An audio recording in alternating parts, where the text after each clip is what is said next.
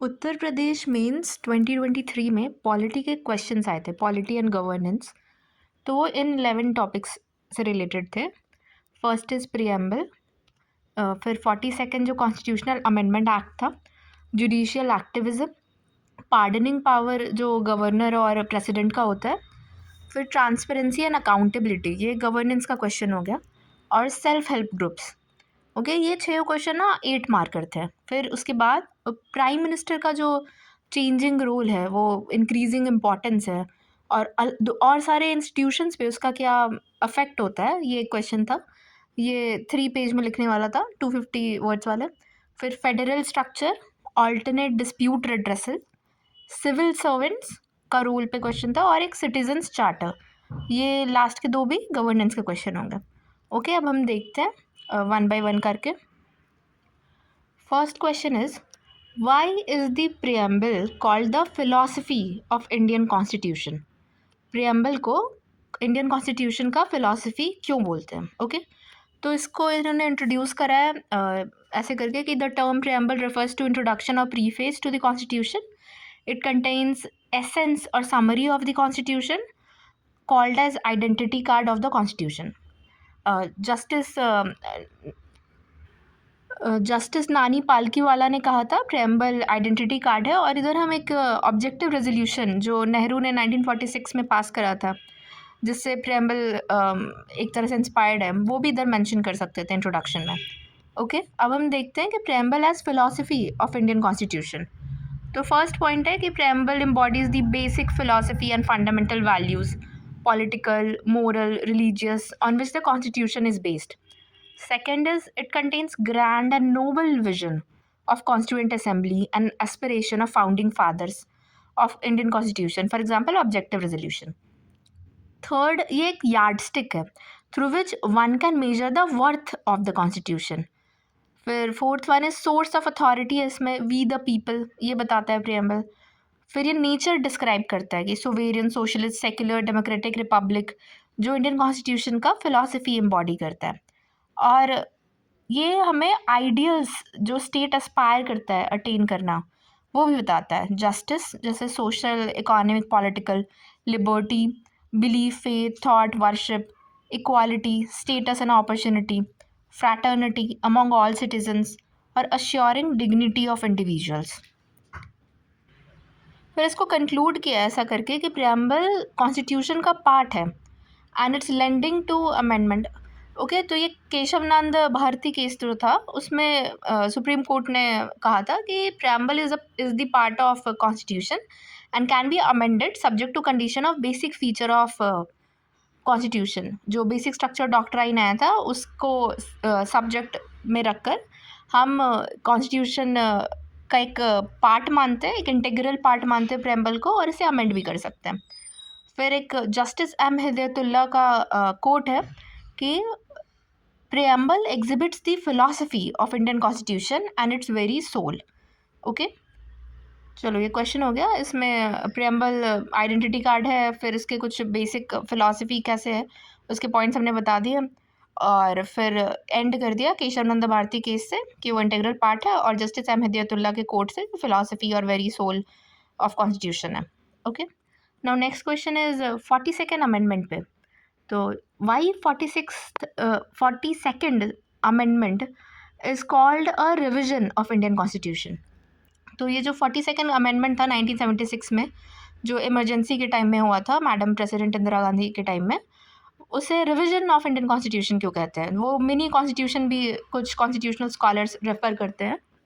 ठीक है, Indira Gandhi prime minister जो थी, प्राइम मिनिस्टर के टाइम में 42nd अमेंडमेंट 1976 इमरजेंसी में आया था, और कुछ स्कॉलर्स इसे मिनी कॉन्स्टिट्यूशन भी कहते हैं. फिर एक रिविजन ऑफ इंडियन कॉन्स्टिट्यूशन इसे क्यों कह रहे हैं?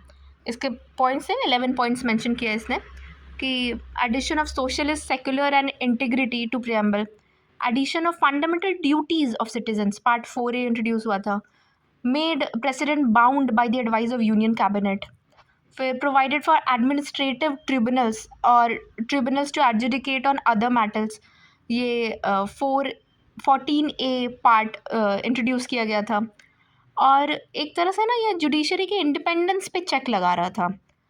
ट्रिब्यूनल्स, एडमिनिस्ट्रेटिव ट्रिब्यूनल्स लाकर, made constitutional amendments beyond the scope of judicial scrutiny, फिर curtail power of judicial review, and writ jurisdiction of supreme court और हाई कोर्ट, और डीपीएसपी के इम्प्लीमेंटेशन के लिए जो लॉज थे उनको अब अल्ट्रा वायर्स फंडामेंटल राइट्स के इन्फ्रिंजमेंट के बेसिस पे नहीं बोल सकते, मतलब somehow it gave an upper hand to DPSP in comparison to fundamental rights.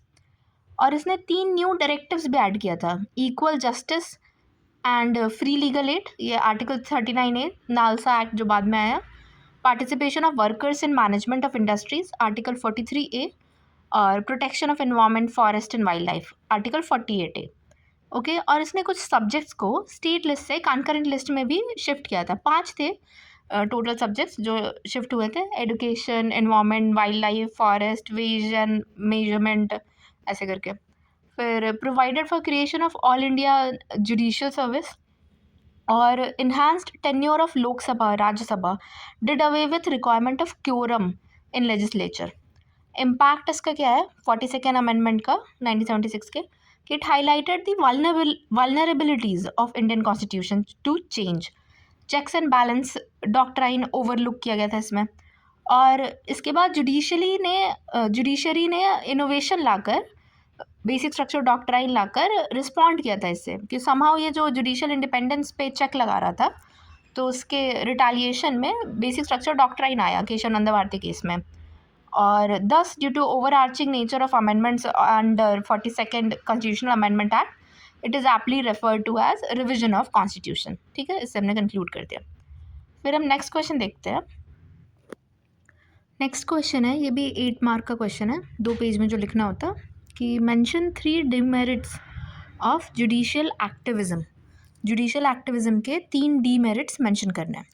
तो मैंने डिफाइन कर दिया इंट्रोडक्शन में. Judicial activism refers to proactive role of judiciary in protecting the rights of citizens. अब वाई इज़ इट रिक्वायर्ड, ये एक ऐसा pictorial वे में रिप्रेजेंट कर दिया है कि failure of executive and legislatures to act, ये लेजिस्लेटिव वैक्यूम की वजह से विशाखा गाइडलाइन आया था, prevention of sexual harassment at workplace वाले गाइडलाइंस जो सुप्रीम कोर्ट ने दिए थे. फिर second is violation of basic human rights. इसका एग्जाम्पल दे सकते हैं हुसैनारा खातून वर्सेस स्टेट ऑफ बिहार, ये PIL के एक PIL के थ्रू था, जिसमें अराउंड 40,000 अंडर ट्रायल प्रिजनर्स को रिलीज़ किया गया था जेल से. फिर third point is misuse and abuse of some of the provision of constitution. Example article 368, ये जो कॉन्स्टिट्यूशनल अमेंडमेंट का प्रोविजन है उसे, तो इसलिए ये रिक्वायर्ड है. अब हम देखते हैं कि जुडिशियल एक्टिविज्म मैनिफेस्ट खुद को किस फॉर्म में करता है. तो थ्रू JR, ये judicial review, through PIL, through constitutional interpretations, और through access to international statutes. Okay, अब हम देखते हैं डीमेरिट्स ऑफ जुडिशियल एक्टिविज्म. तो जुडिशियल एक्टिविज्म ना ये बढ़ के जुडिशियल ओवररीच या जुडिशियल सुप्रीमेसी ना बन जाए, इसका भी ध्यान देना रहता है हमें. तो जुडिशियल रीस्ट्रेंट यूज़ करना चाहिए जुडिशरी को. ओके, तो अब पॉइंट्स देखते हैं. Too much of judicial activism transforms into judicial overreach. तो first point judicial overreach related है, curtailing power of legislature and executive. जैसे एग्जाम्पल है कि कोविड-19 में जुडिशरी डिसाइड कर रहा था ऑक्सीजन का कोटा क्या होगा, तो एक तरह से ओवररीच था. Second is too much judicial overreach leads to judicial supremacy. और ये doctrine of separation of power जो है, आर्टिकल 51 अपना जो है कि ये आर्टिकल 50 कि एग्जीक्यूटिव जुडिशरी से सेपरेटेड रहेगा, इसको भी एक तरह से वायलेट करता है. और सेपरेशन ऑफ पावर का जो डॉक्ट्रिन है कि लेजिस्लेचर, एग्जीक्यूटिव और जुडिशरी 3 ऑर्गन्स है जिनके डिफरेंट वर्क्स है जो डिवाइडेड हैं, वो भी इससे, हालांकि वाटर टाइट सेपरेशन नहीं है इंडिया में, बट स्टिल वो वायलेट होगा. और it can convert into tyranny of unelected, क्योंकि जुडिशरी इलेक्टेड नहीं है, वो पीपल पे रिस्पॉन्सिबल नहीं है. उन्हें इलेक्शन में हर एक फ्री फेयर रेगुलर इलेक्शन के बाद सिटीजन्स वोट्स के थ्रू उनके बिहेवियर को जज या जवाब नहीं दे सकते उसका. लेकिन जो जुडिशरी है उसने एक ये नेशनल और स्टेट हाईवेज पे जो ये लिकर सेल को बैन किया था 5 किलोमीटर के पेरीफेरी में लिकर सेल नहीं होगा हाईवेज पे, ये एक तरह से सेपरेशन ऑफ पावर का ब्रीच था. Okay. Third point is sometime judiciary without expertise on certain matters may pass judgment which are impractical to implement and may even be detrimental to larger public interest. Judiciary में experts हो ये ज़रूरी नहीं है, उनके पास वो expertise technical matters पे हो ये ज़रूरी नहीं है, तो वो इम्प्रैक्टिकल जजमेंट्स भी पास कर सकते हैं. इसके एग्जांपल में है कि कैंसलेशन ऑफ 2G लाइसेंस, ये लार्जर पब्लिक इंटरेस्ट में डेट्रीमेंटल साबित हो गया था. तब कंक्लूड किया है लिखकर कि so judicial activism has its role in protecting rights of citizens and national interest, but it must also exercise judicial restraint so that in true spirit of constitution governance of country can be carried out. Okay, तो judicial activism important है citizens और national interest को protect करने के लिए, लेकिन judicial restraint को भी एक्सरसाइज करने की ज़रूरत है ताकि जो कॉन्स्टिट्यूशन के हिसाब से कंट्री का गवर्नेंस है ट्रू स्पिरिट में वो हो सके. ओके, अब हम नेक्स्ट क्वेश्चन देखते हैं. ये क्वेश्चन है कि how the power of governor to pardon is different from the power of president under article 72 of Indian constitution. तो जो पार्डनिंग पावर है प्रेसिडेंट की आर्टिकल 72 में और जो गवर्नर की है आर्टिकल 161 में, वो दोनों अलग कैसे हैं. तो पहले इंट्रोड्यूस किया यही आर्टिकल मेंशन करके कि are envisaged in constitution of India for correcting any judicial errors और for affording relief from unduly harsh sentence. Okay, अब हम देखते हैं कि पावर ऑफ ये पार्डन करने का गवर्नर के पास जो है आर्टिकल 161 में, ये pardon, reprieve, respite, remit, suspend और कम्यूट द पनिशमेंट और sentence of any person convicted of any offence against state law कर सकता है गवर्नर. और प्रेसिडेंट वही कि pardon, reprieve, respite, remit, suspend और कम्यूट कर सकता है पनिशमेंट और sentence of any person convicted of any offence against central law. ठीक है. अब सेकेंड पॉइंट है कि गवर्नर डेथ सेंटेंस पार्डन नहीं कर सकता है. Even if state law describes for death sentence the power to grant pardon lies with president. इनके स्टेट लॉ भी अगर वो डेथ सेंटेंस डिस्क्राइब कर रहा है बट स्टिल उसको पार्डनिंग पावर प्रेसिडेंट के पास ही होगी. गवर्नर कैन सस्पेंड, रिमिट और commute a death sentence.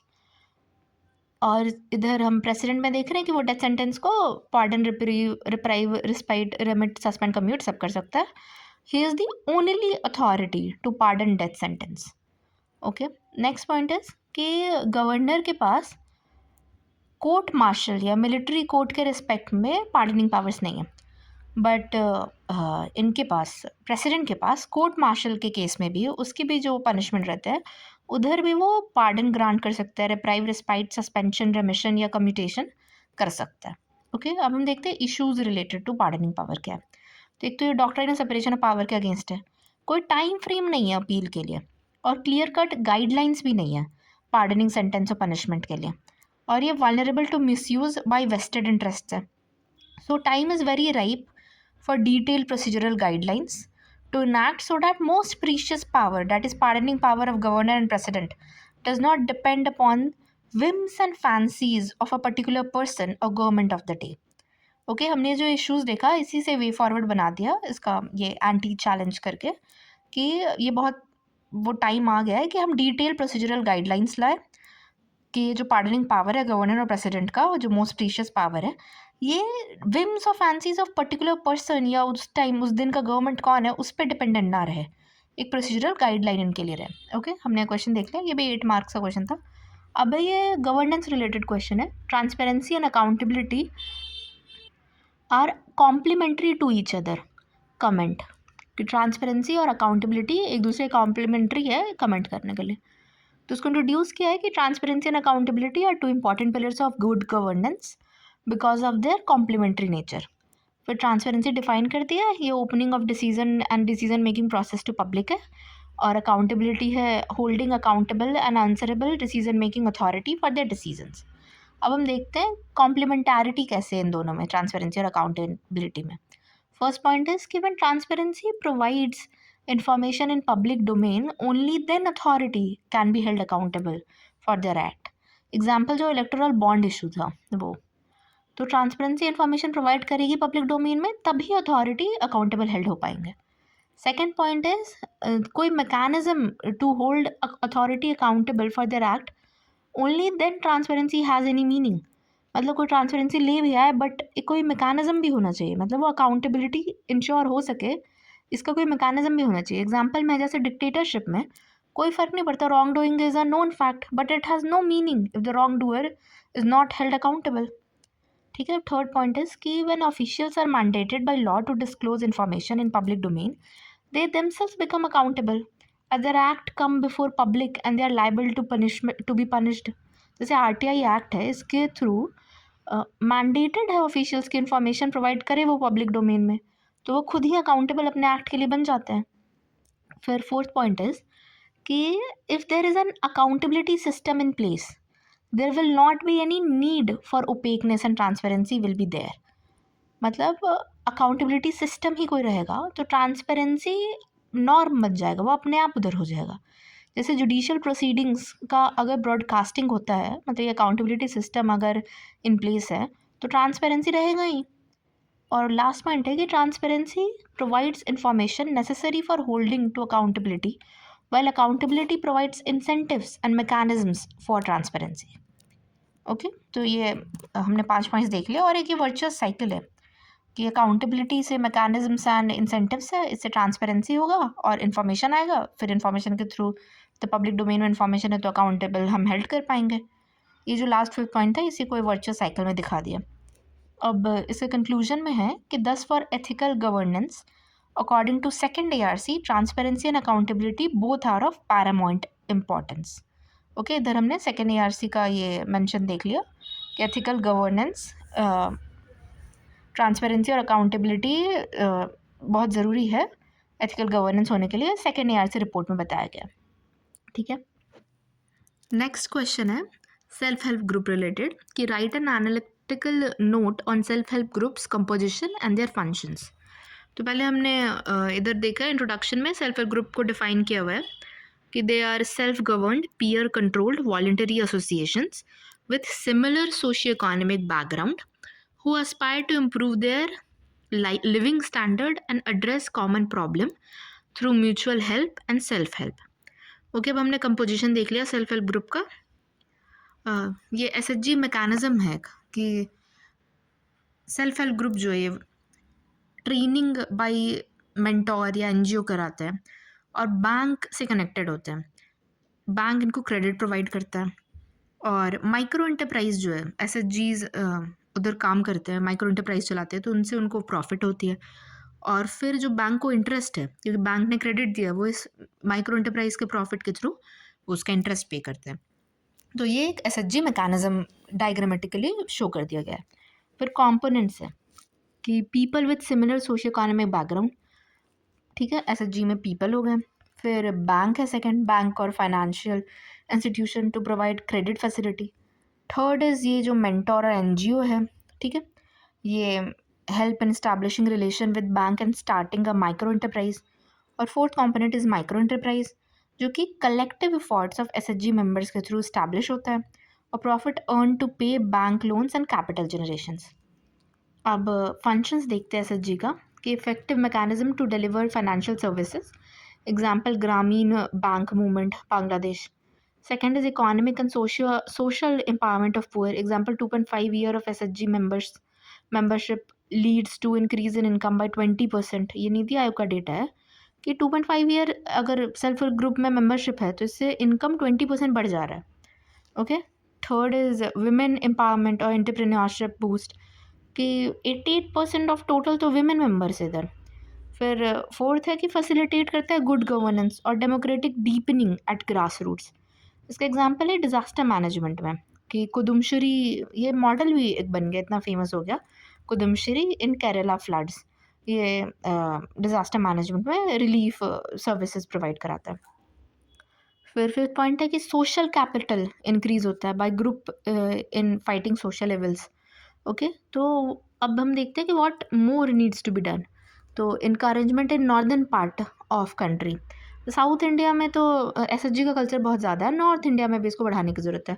Proper training, micro enterprise based on new age economy, और इसको कंक्लूड किया है प्राइम मिनिस्टर कोर्ट से कि reasonable and affordable interest rates इसमें मिलना चाहिए, और ट्रूली इसके through SHG can become national help group, मतलब self help group can become national help group as suggested by our prime minister if these are utilized at their full potential. Okay, तो हमने ये अभी polity में आए हुए section A के questions देख लिए। ये 8 मार्क के क्वेश्चन थे सारे। अब हम सेक्शन बी के देखेंगे, जिससे हमें 3 पेजेस में लिखना होता है, 12 मार्कर्स जो होते हैं। ओके, तो इसमें फर्स्ट क्वेश्चन है कि question is critically examine the increasing powers and role of prime minister, how does it impact other institutions.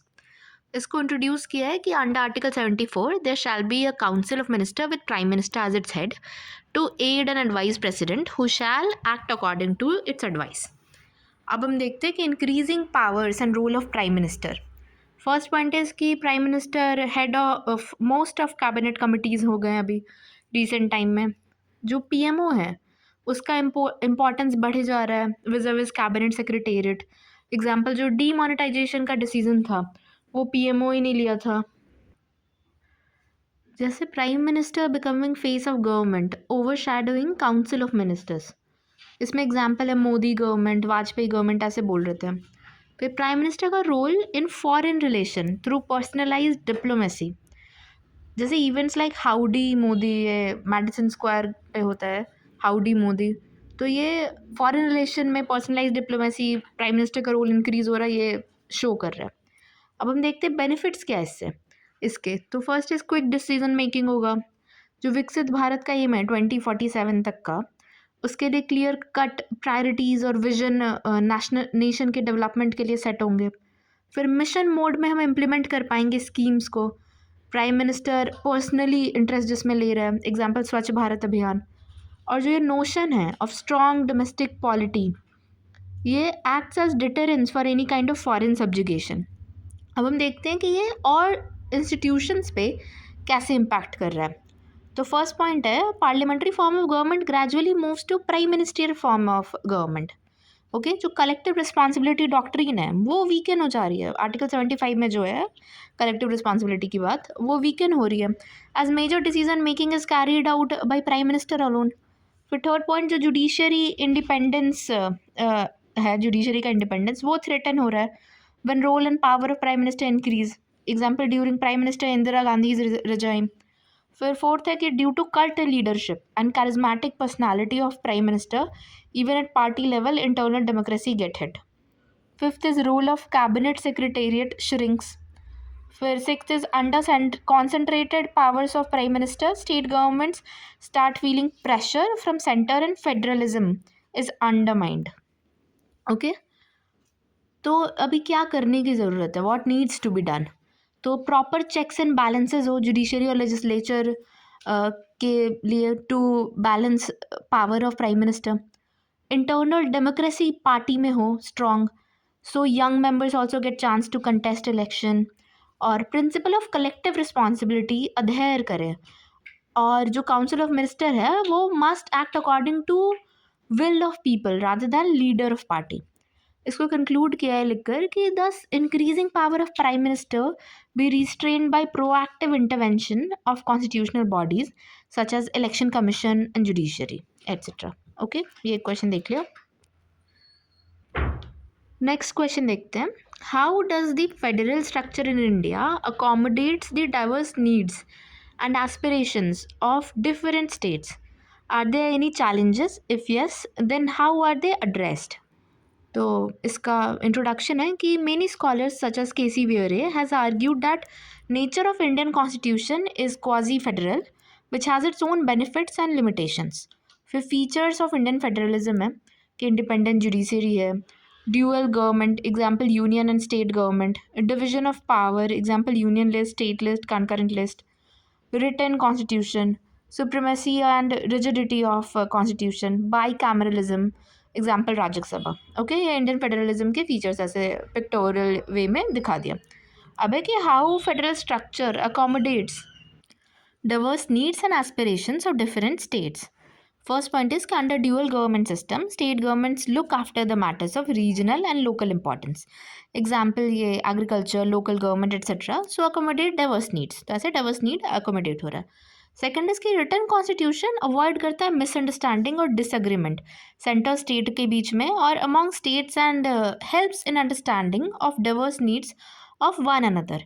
Example इसका जो आर्टिकल 262 है वो इंटर स्टेट वाटर डिस्प्यूट के लिए प्रोवाइड कराता है. ओके अब नेक्स्ट पॉइंट इज कि under fiscal federalism finance commission is appointed every 5 year to give recommendation for distribution of a divisible pool of taxes based on a number of criteria. Okay, and then there are important subjects under state list like public health, markets. तो इन पे भी state legislature can make laws article 246 से 256 के under. और under bicameralism Rajya Sabha is required to maintain federal equilibrium bye protecting interest of states. अब हम challenges देखते हैं कि abuse of power bye centre by way of लेजिस्लेटिंग on matters of local interest under the garb of concurrent list subject. जैसे farm laws, अभी तो ये repeal हो गया बट ये ऑर्डिनेंस रूट के थ्रू फार्म लॉज आया था. ओके और ऑफिस ऑफ गवर्नर इसका भी मिसयूज़ होता है by centre to recommend constitutional emergency in states. Example इसमें दिया हुआ है Maharashtra state legislature power tussle हुआ था. और रिसेंट के हम ये दे सकते हैं कि केरला में जो ये RN रवि जो गवर्नर है उनका केस एक 2025 का ही जो था.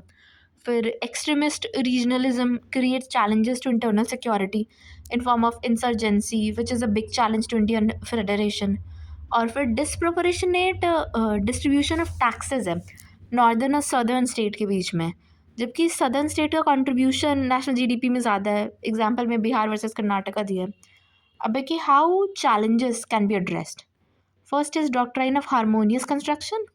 ये गॉडफ्रेड फिलिप्स है, उन्होंने दिया था डॉक्ट्राइन ऑफ हारमोनियस कंस्ट्रक्शन कि case must be adhered to and specific subjects in any list be given priority over general subjects in other list. Example COVID के टाइम में states must have greater say as public health is under state list. Okay अब है कि supreme court का guideline भी है SR Bommai case और पंची commission का भी रिकमेंडेशन है. इसको प्रैक्टिस में लाना चाहिए to avoid misuse of office of governor and inter state disputes.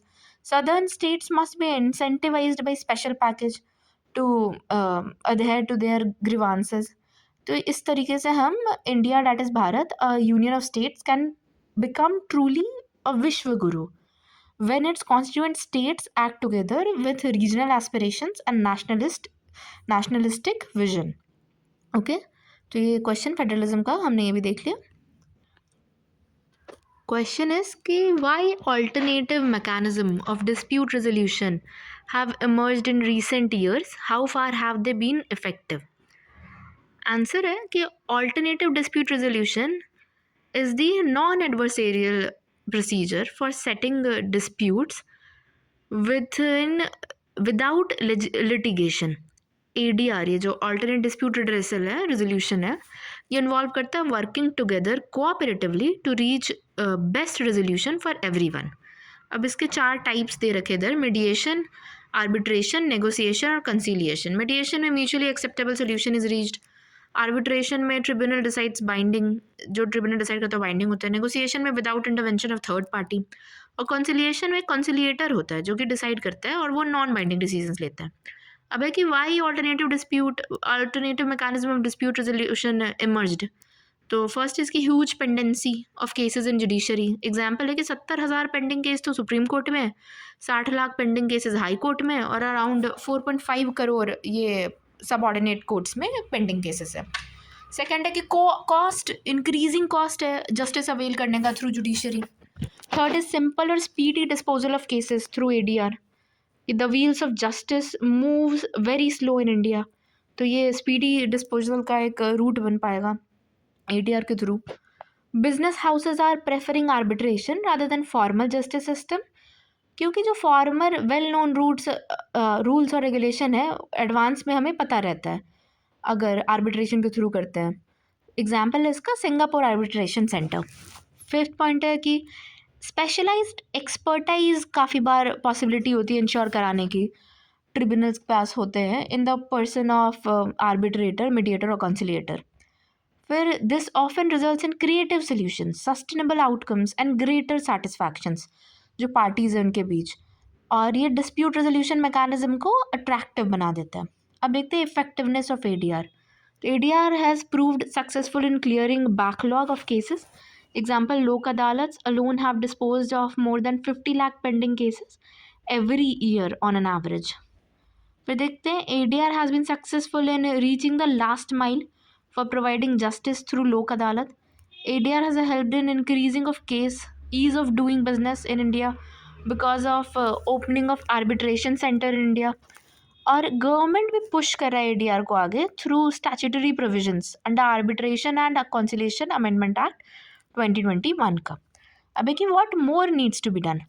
तो there is still need for further awareness creation among masses about ADR. फिर नीड है कि अग्रीमेंट बाइंडिंग बनाया जाए सर्टेन केसेस में, पार्टीज़ का राइट रहे कि मस्ट बी लीगली प्रोटेक्टेड, और प्रॉपर सेफगार्ड्स रहे मिसयूज़ ऑफ एडीआर को अवॉइड करने के लिए टू स्टॉल केसेस. तो this ADR mechanism is having strength to fulfil ideal of equal justice as envisaged under Article 39A of Indian Constitution. Okay.